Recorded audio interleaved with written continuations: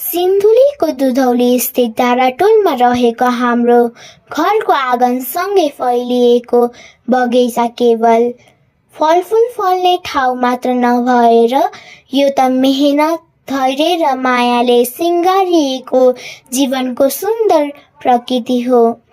बिहानै उठेर हजुरबा हजुरआमा बगैँचातिर लाग्नुहुन्छ। हातमा कोदालो, मनमा आशा र आँखामा आत्मसन्तोष बोकेर उहाँले बिरुवाहरू स्याहार्नुहुन्छ।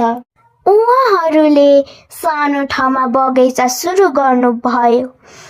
नियमित हेरचाह, समयमै पानी हाल्ने बानी र माया मिसिएको मेहनतका कारण बगैँचा बिस्तारै हराभरा बढ्दै गयो।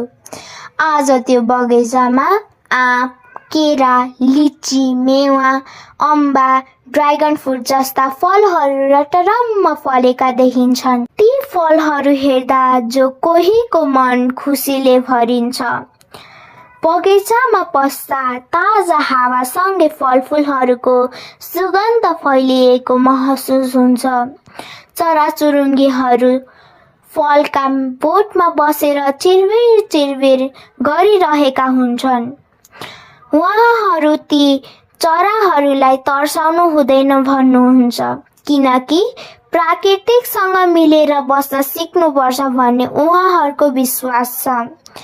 यसरी उहाँहरूले हामीलाई प्रकृति प्रतिको माया र संरक्षणको पाठ पनि सिकाउनुहुन्छ। बगैँचाबाट प्राप्त फलफुल केवल खानका लागि मात्र प्रयोग हुँदैनन्। पाहुना आएमा तिनै पाहुनाहरूलाई प्रेमका साथ खुवाइन्छ, छिमेकीहरूलाई पनि बाँडिन्छ। यसले आपसी सद्भाव र सहयोगको भावना झन बलियो बनाएको छ। उहाँहरूको सरल जीवनशैली र उदार स्वभाव बगैँचामै झल्किन्छ। यो बगैँचा हामी सबैका लागि पाठशाला जस्तै हो। यसले मेहनतको मूल्य, धैर्यको फल र प्राकृतिकसँगको सम्बन्ध कति महत्त्वपूर्ण हुन्छ भन्ने कुरा सिकाउँछ।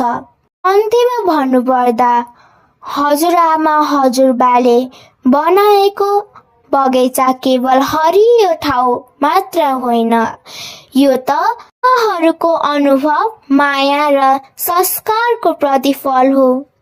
लटरम्म फलेका फलहरू जस्तै उहाँहरूको आशीर्वाद पनि